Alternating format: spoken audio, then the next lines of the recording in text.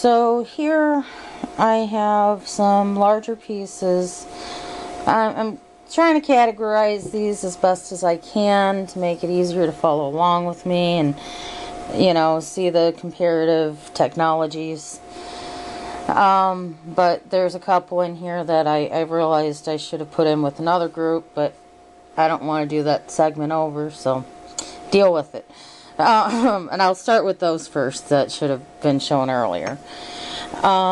This here is, it's got a good basal end to it, but I think it may have been a,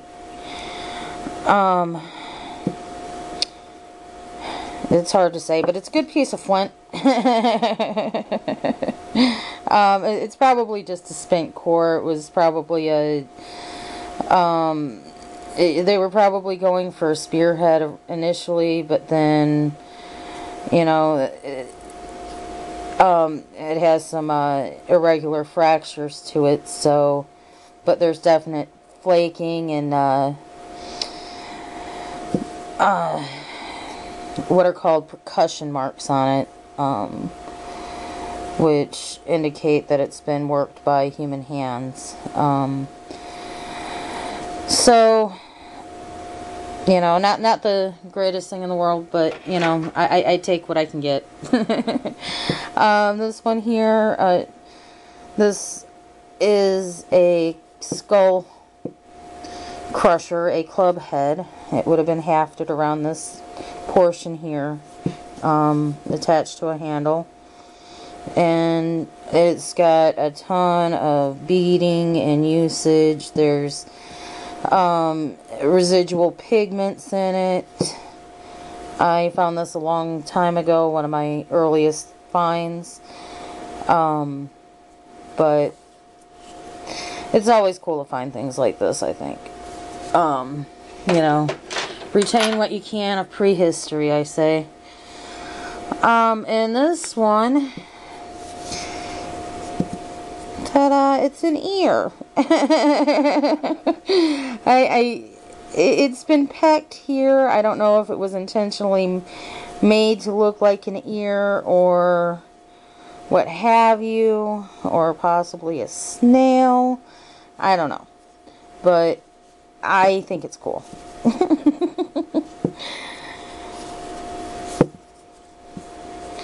So yeah, fabulous. Alright, here I have what's known as a mono, which was used for grinding down grains. Pretty much a mortar and pestle type deal. This would have been the pestle. But yeah, they use this for grinding. You can see a lot of smoothing and where it, you know, the direction that they used it in, and always neat.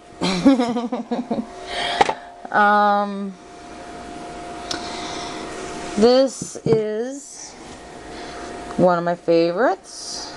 It's a nutting stone. They would have put nuts, whatever they needed to crack open at the time, onto here.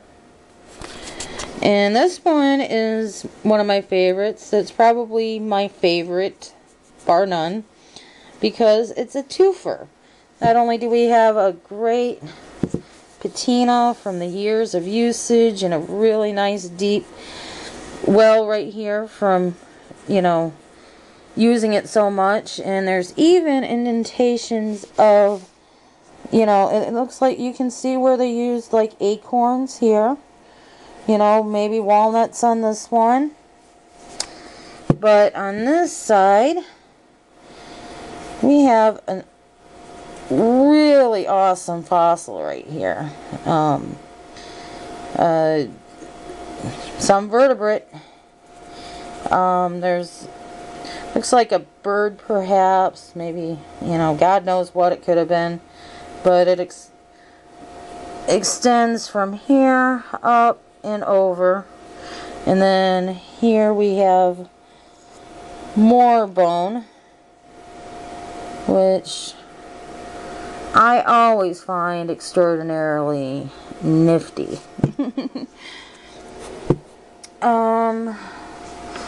This is an anvil. They would have used this for flint knapping as a base. It's got a nice flat edge on this end. It's got a little bit of discoloration charring on it, as you can see here. So it could have been used as a cooking stone as well. It might have been used for cooking, you know, for preparing the food. Oops, sorry about my fingers there. Here I have another mono, but this one has been worn down significantly more than the other. So you can see where the direction in which they used it, the striations, but would have been used in that fashion to ground down their corn, whatever, into meal. This one I would have to go with, I'm not sure, but it was definitely shaped into its current form. There's packing along this end. There's it's got more of a metallic, like an iron ore in it. It looks like it's pretty flimsy, but it really isn't. It's actually really durable and strong. You know, it may have been hafted this direction, might have been used as a plow blade. You know, anyone with any knowledge on this, it would be greatly appreciated if you know what it is. Here we have a hammer stone, which would have been used for working flints and the like.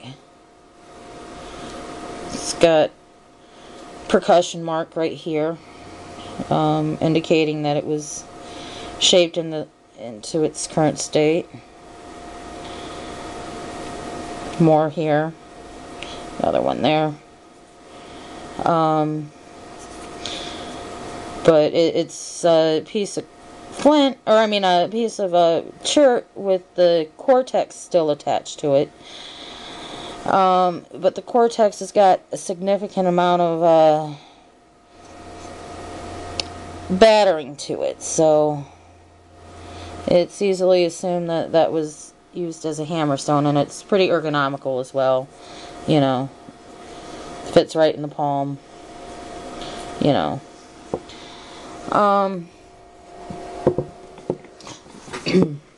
This I found near Blue Wicks, Kentucky.